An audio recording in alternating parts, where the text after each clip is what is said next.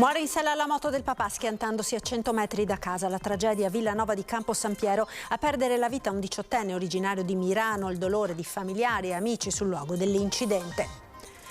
E qualche ora prima un altro dramma a Scorzè. 51enne padre di 2 bimbi perde il controllo dell'auto e si ribalta in un fossato. Nulla da fare per lui.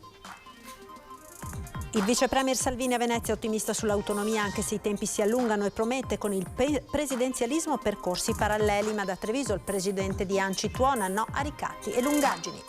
La rottamazione delle cartelle esattoriali sotto i 1.000 euro prevista dal governo colpirà le amministrazioni locali perché in maggior parte tasse comunali. A ring le parole della sottosegretaria Savino.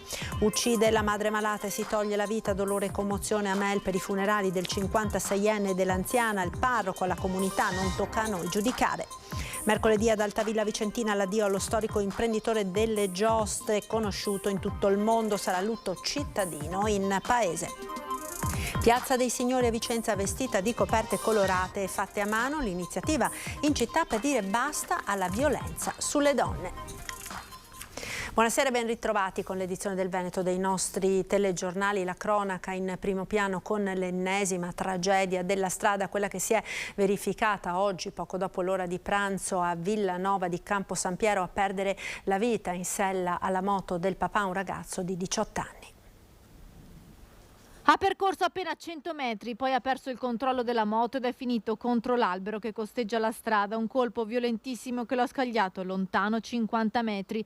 L'ennesima tragedia della strada, oggi all'ora di pranzo a Villanova di Campo San Piero. Emanuele Piccolo, 18 anni appena, è morto in sella alla sua moto Kawasaki. Stava percorrendo via Cornara nella frazione di Murelle. Sembra che il ragazzo stesse andando a giocare a calcio, ma fatti pochi metri è uscito di strada. La polizia locale del Campo San Pierese sta cercando in queste ore di ricostruire cosa abbia fatto perdere il controllo della moto al ragazzo. Via Cornara è stata chiusa per consentire i rilievi. Sul posto anche i vigili del fuoco e i medici del SUEM che a lungo hanno tentato di rianimare il 18enne, ma per lui non c'è stato nulla da fare. Il dolore è calato in pochi minuti e ha avvolto la piccola frazione di Murelle. I familiari del ragazzo si sono precipitati sul posto. Il dolore del padre a cui era intestata la moto. Emanuele Piccolo si era trasferito da poco in provincia di Padova, era nato a Mirano, ma qui a Villanova di Campo San Piero si era già fatto molti amici che oggi sono accorsi sul luogo della tragedia. Mia mamma mi ha detto che c'è un ragazzo sul fosso e sono andato a vedere. Io non pensavo che era lui, ho visto la moto e sono andato a vedere, era lui. Mi piaceva troppo andare in moto. Mi piace anche il calcio, però specialmente la moto che mi piaceva troppo, diciamo. Una grande passione per lo sport e soprattutto per la moto che però ha segnato irrimediabilmente il suo destino. Ed un altro tragico schianto questa mattina a Scorzè, a perdere la vita un papà di 2 bimbe di 51 anni. Nulla hanno potuto fare i soccorsi nonostante i tentativi di rianimazione per salvare la vita a Ulderico Vedovato, andato a impattare alla guida della sua auto contro il bordo in cemento di un piccolo ponticello lungo via Castellana a Scorzè. Il 51enne è uscito di strada questa mattina alle 8. Ma io intorno saranno state più o meno le 8. Ho sentito un colpo di clacson e il gran botto perché la macchina si è stampata praticamente sul passaggio lì. Poi sono uscito, c'erano molte macchine che cominciavano a fermarsi, però penso che sia deceduto sul colpo o un malore probabilmente, non lo so.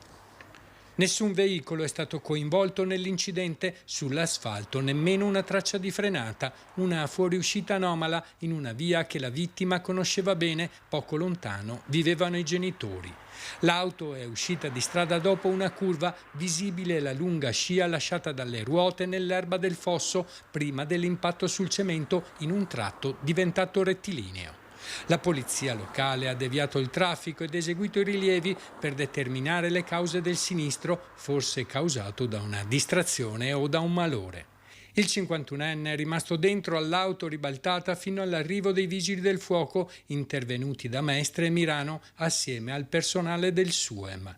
Ulderico Vedovato era padre di 2 bambine, originario di Scorzè, era molto conosciuto anche per la sua grande passione, la musica. Suonava il basso per brani musicali di jazz, funky e blues. Lavorava come tecnico alla Bortoletto BMC di Scorzè, società di manutenzione impianti che spesso lo mandava anche all'estero per la sua competenza. Sul luogo della tragedia è sopraggiunta anche la compagna che non ha potuto trattenere il pianto. Ed è ricoverata in gravissime condizioni all'ospedale di Treviso la 24enne investita ieri sera da un SUV a San Biagio di Callalta. Ho sentito un botto forte e in più tutte queste ambulanze, queste cose, queste sirene che suonavano. Comunque parita è stata investita sopra là, ha fatto un volo e dopo come che sia arrivata non lo so. È ricoverata in gravi condizioni all'ospedale di Treviso la ragazza di 24 anni di origini kosovare, travolta da un'auto ieri sera in via San Martino a San Biagio di Callalta. Camminava a bordo strada per recarsi nella trattoria dove lavora come cameriera. C'era foschia densa ieri sera ed in quel tratto di strada non c'è il marciapiede nell'illuminazione. Un SUV sopraggiunge all'improvviso e la centra in pieno. A chiamare i soccorsi, sotto shock lo stesso automobilista. I sanitari del 118 l'hanno a lungo rianimata sul posto prima di caricarla in ambulanza e trasportarla d'urgenza in terapia intensiva. E vedevo chi correva avanti, ma è stato tanto qua prima di portarla via, che era la rianimazione. Il conducente dell'auto, un 68enne del posto, è risultato negativo all'alcol test e dai primi accertamenti della polizia stradale non correva forte. I residenti puntano il dito sulla pericolosità della strada, buia e senza spazio per i pedoni. Su questa strada qua di sera è un disastro perché tutti camminano senza illuminazione e senza niente. Speriamo bene, dai. Speriamo soprattutto che la ragazza ce la faccia. Poi che non sia giusto che sia una lampadina, a volte su certi posti è fitte come non so cosa, e qua che è un tratto, guardi, qua si casca e trova morti a mattina. La giovane, che abita in paese con il marito, è molto conosciuta a San Biagio. Tutti sperano che possa riprendersi. Il sindaco Cappelletto conosce bene la famiglia e non nasconde l'amarezza per non essere riuscito a realizzare la pista ciclabile per la quale era già stato avviato l'iter, auspicandone i fondi del PNRR, dai quali però tutti i comuni veneti sono stati esclusi. Avevamo già avviato l'iter per realizzare una ciclabile che parte non solamente quel tratto lì, ma anche più ampio, più esteso. Non siamo ancora riusciti a farlo, questo è veramente pesa veramente. Dall'autonomia alle trivelle fino al mal di pancia in casa Lega in Veneto, le parole del vice premier e ministro Matteo Salvini a Venezia per inaugurare le barriere anti-acqua alta alla Basilica di San Marco. Un'ottima e utile riunione e io penso che il ministro Calderoli anche lui in un mese abbia fatto più di quello che non hanno fatto in 2 governi precedenti. Ho sentito Zaia ieri, ho sentito Fontana e anche in questo caso entro la fine dell'anno ci saranno i primi segnali concreti. È un Salvini vice premier ottimista, quello dopo l'incontro Meloni-Calderoli di ieri e che raggiunge la Basilica di San Marco a Venezia.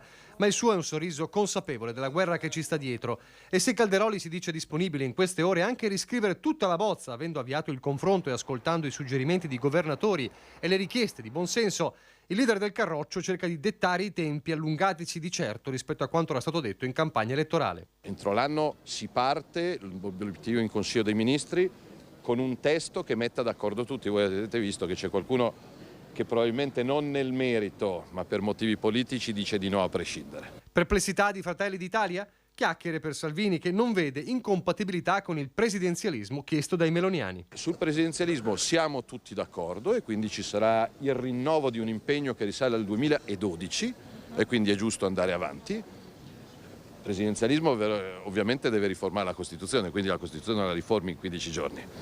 Portiamo avanti tutto. L'autonomia è pronta perché l'hanno chiesto alcune milioni di persone. Un Veneto che a partire da Zaia mostra intanto la sua contrarietà alle trivelle che vuole il governo. Bisogna tutelare l'esigenza degli italiani di riscaldarsi, di lavorare, di viaggiare e la tutela dell'ambiente, quindi alcune situazioni particolarmente delicate andranno valutate con estrema attenzione. Mi ricordo la visita al Delta del Po, l'incontro con i pescatori, quindi l'ascolto di quei lavoratori sarà prioritario e fondamentale. Poi Salvini veste i panni del ministro delle infrastrutture. Sulle opere in Veneto è chiaro, saranno tante e si correrà in fretta. C'è il dossier della CAV, della trasformazione in autostrade, c'è il dossier di Vicenza, c'è la bretella di Treviso, c'è l'alta velocità. Ovviamente non si potrà fare tutto e subito, bisognerà darsi delle priorità, però il Veneto avrà una quantità di investimenti da recuperare notevolissima. Tra tutte, la rincorsa ai ritardi per le Olimpiadi di Milano Cortina, che strappano un sospiro anche a lui. In manovra mettiamo degli altri fondi, le Olimpiadi ci saranno un evento eccezionale, l'Italia sarà all'attenzione di tutto il mondo, quindi non possiamo sbagliare. Permettetemi di dire che si sono persi 2 anni. Infine, il Salvini strettamente politico e i continui mal di pancia del Carroccio Veneto da Marcato ad Arè. Ma sulla eventuale incompatibilità dei consiglieri regionali alla corsa per le segreterie è lapidario. Ognuno si può candidare a fare quello che vuole, però io occupo un ministero che si occupa di lavoro, quindi delle beghe mi interessa men che zero. All'indomani del vertice Meloni-Calderoli sull'autonomia collegata al presidenzialismo, il presidente di ANCI Veneto Mario Conte dice di non accettare ricatti.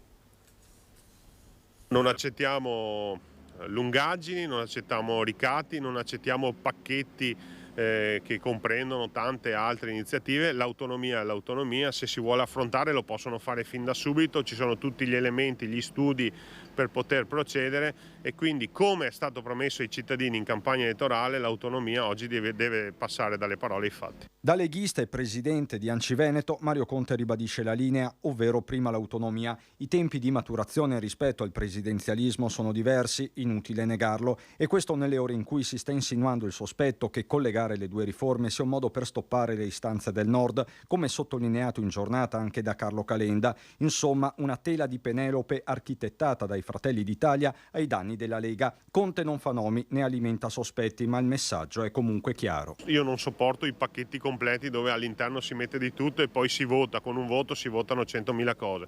Se il tema dell'autonomia è maturo, è più maturo rispetto a quello del presidenzialismo, si affronti il tema dell'autonomia. Stiamo parlando del futuro delle nostre comunità, cioè non stiamo giocando a guardie e ladri. Molto più diplomatico, visto anche il ruolo all'interno della conferenza delle regioni, il presidente Luca Zaia oggi accanto a Salvini nella sua giornata veneziana. Se non ci fosse per assurdo l'autonomia, il presidenzialismo sarebbe da sostenere senza se e senza ma. Non è una questione di scambio di prigionieri. Siamo davanti a 2 grandi progetti che hanno tempi diversi.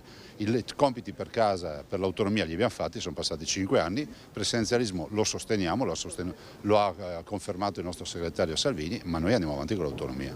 Quelli che Zaia ha più volte definito i compiti per casa sono stati fatti. Stiamo lavorando a un documento che io proporrò alla conferenza delle regioni affinché tutti i presidenti possano condividere almeno dei punti cardine sui quali siamo tutti d'accordo. Ad esempio che l'autonomia è prevista dalla Costituzione. Quanto alla partita delle 23 materie, il paragone è servito, anzi apparecchiato. Ma il Veneto si siederà al tavolo con le 23 materie. È come andare al ristorante e dire rinuncio al menù. No.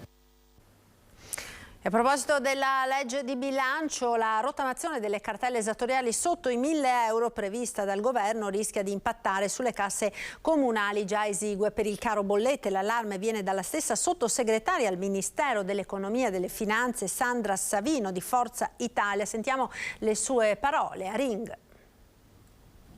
Ho sentito che c'è una proposta di rottamazione delle cartelle sotto i 1.000 euro, sì. Ecco che io che ho così passione un po' degli enti locali rispetto alla presa di posizione di ANCI, mi auguro che si faccia una manovra un po' correttiva, perché queste cartelle sono tanta parte tributi comunali, no? Quindi verrebbero... Quindi lei crede che non sia il caso di rottamare? Perché questa cosa ritorna, noi ne abbiamo parlato anche ieri sera, nel momento in cui tu chiedi, no, a qualcuno che ha un'esposizione di pagare queste cartelle da 1.000 euro, per lo Stato è più oneroso cercare di recuperarle che dire vabbè, sapete che c'è, non le pagate più, no? L'idea sarebbe stralciare quelle e dimezzare quelle fino a 3.000 euro, mi è sembrato di capire. Sì, però naturalmente quelle sotto i 1.000 corrispondono al massimo a tributi comunali, no? E quindi ricadrebbe sui comuni. Facciamo la rottamazione di cartelle sotto i 1.000 euro, vuol dire che sono minori entrate per i comuni. Magari la Tari che qualcuno certo, non ha pagato. E quindi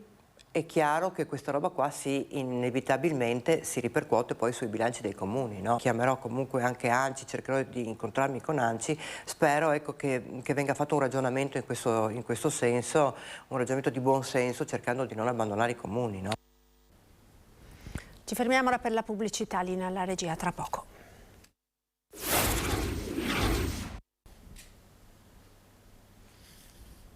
E rieccoci in diretta con l'edizione del Veneto dei nostri telegiornali. Dolore e commozione oggi a Pellegai di Borgo Valbelluna per i funerali di madre e figlio. Il parroco alla comunità: non tocca a noi giudicare. I tuoi orecchi sono attenti a questa nostra voce, che non deve essere una voce giudicante, oggi e sempre, ma deve essere una voce implorante. È un invito alla comprensione, al silenzio e all'ascolto di fronte a una tragedia che non si può comprendere, quello che il celebrante rivolge a chi ha voluto esserci per l'ultimo tratto terreno di Antonia Schiocchet e Aurelio Monestier, con le sue parole raccontate anche nel linguaggio dei sordomuti. Quello che è accaduto rimane, ma le loro esequie vengono celebrate assieme. Le salme di madre e figlio sono l'una accanto all'altra. Il sagrato della chiesa di Mel, nell'attenderli, era avvolto in una nebbia leggera che sembrava custodire il silenzioso dolore di tutti. Al loro arrivo li ha baciati il sole di una mattinata divenuta improvvisamente quasi primaverile. La comunità si è stretta intorno alla sorella, la moglie, i figli.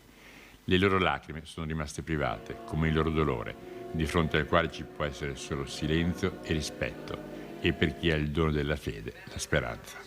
Affidiamo a voi, Santissima Trinità, l'anima di Attilio e l'anima di Antonietta, il loro vissuto, le loro esperienze. Sia lodato Gesù Cristo. Ed è stata fissata la data dei funerali di Alberto Zamperla, il re delle giostre. Si svolgeranno mercoledì 23 novembre in Duomo a Vicenza, e ad Altavilla Vicentina il sindaco ha proclamato il lutto cittadino. L'ultimo addio al re delle giostre, l'uomo che con le sue attrazioni geniali ha conquistato il mondo, facendo vivere la fantasia e quel brivido di gioia ad adulti e bambini. I funerali di Alberto Zamperla, l'imprenditore vicentino, originario di Pieve di Soligo, scomparso all'età di 71 anni giovedì, si svolgeranno nel Duomo di Vicenza mercoledì 23 novembre alle 10:45. La camera ardente voluta dalla famiglia alla casa di cura Eretenia con un accesso dedicato. Bandiere a mezz'asta oggi alla Zamperla di Altavilla Vicentina, quella fabbrica dei sogni specializzata nella costruzione di giostre e attrazioni per i parchi divertimento, fondata dal padre Antonio. Penso che faremo un lutto cittadino, dobbiamo riunire la giunta e il giorno dei funerali appunto faremo questa manifestazione e io senz'altro parteciperò alle esequie, perché appunto ha dato molto al nostro paese oltre che alla vicentinità. È la comunità intera a stringersi alla famiglia, si susseguono i messaggi di cordoglio sui social, politici, istituzioni e semplici cittadini che lo hanno voluto ricordare. Un imprenditore straordinario, coraggioso, quella capacità che è del DNA della nostra terra di emergere, di combattere per le proprie idee imprenditoriali e vincere. Ci lascia anche un cittadino che ha saputo amare la nostra terra. È stato un grande industriale, un uomo di visione, un uomo franco, schietto, orgoglioso della sua azienda, della sua storia, di quello che ha saputo costruire nel mondo. Era un uomo entusiasta e sempre pieno di spirito e ha imposto proprio anche un carattere internazionale, perché lui era così. Per lui, lui era un cittadino del mondo. E restiamo a Vicenza, singolare iniziativa per dire basta alla violenza sulle donne. Piazza dei Signori, vestita di coperte colorate fatte a mano dalle donne. Oggi Piazza dei Signori si è svegliata così, letteralmente coperta, una distesa di quadrati di stoffa sapientemente fatti a mano, a uncinetto o con i ferri, per l'iniziativa che si chiama Viva Vittoria ed è un progetto contro la violenza sulle donne. Coperte da acquistare, il cui ricavato sarà devoluto tramite l'associazione Donna Chiama Donna al progetto promosso dall'assessorato alle politiche sociali, La Valigia di Caterina. Valigia Caterina è un progetto praticamente per le donne che hanno finito il percorso appunto all'interno del centro antiviolenza, che riprendono una nuova vita, perciò hanno bisogno affitto, spese mediche per i figli e cose personali. Adesso speriamo che tutta questa manifestazione come quella di Asiago porti poi le donne a venire nei centri antiviolenza. Irresistibile il colpo d'occhio, colore e speranza immortalati con un selfie, ed è stata alta l'adesione da parte dei vicentini che già a metà mattina avevano acquistato 1000 coperte su un totale di 2200. Un regalo significativo, bello, creativo, solidarietà e anche un pensiero per le persone a cui si vuole bene. Il tutto rientra nella serie di eventi per dire basta alla violenza di genere che si svolgono da qui al 25 novembre, giornata internazionale per l'eliminazione della violenza contro le donne. Adesso una l'ho già individuata e forse ne prendo anche altre. E che effetto fa vedere la piazza così? Stupenda, bellissima. E dico, quando si muovono le donne, sono brave. E siamo al termine di questa edizione, vi ricordo su Antenna 3 l'appuntamento lunedì 21 novembre alle 10 per la diretta della celebrazione della Madonna della Salute. Trasmetteremo la Santa Messa in attesa, in occasione della storica celebrazione, in ricordo della guarigione dalla pestilenza che colpì Venezia nel 1630. Appuntamento quindi con la nostra diretta lunedì 21 novembre a partire dalle ore 10. Ed è tutto, io vi ringrazio per essere stati con noi, ci salutiamo dando uno sguardo alle previsioni del tempo per domani. Arrivederci.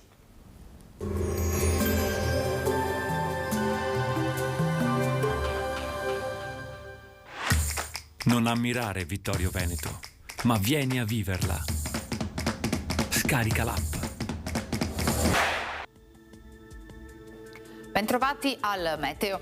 Pressione in temporaneo aumento sul nostro territorio, weekend con il bel tempo.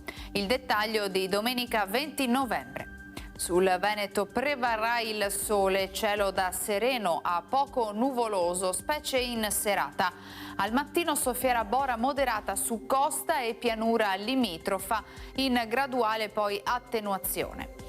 Temperature in ulteriore lieve diminuzione, minime tra 2 e 7 gradi, massime invece comprese tra i 10 e i 14 gradi.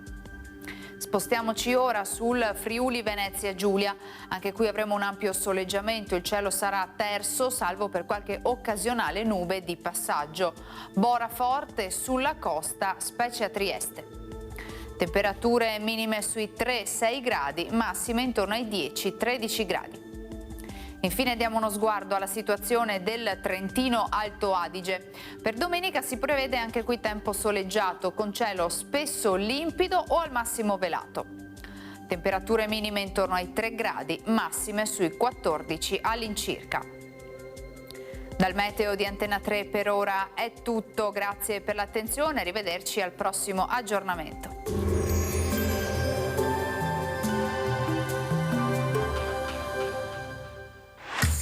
Non ammirare Vittorio Veneto, ma vieni a viverla. Scarica l'app.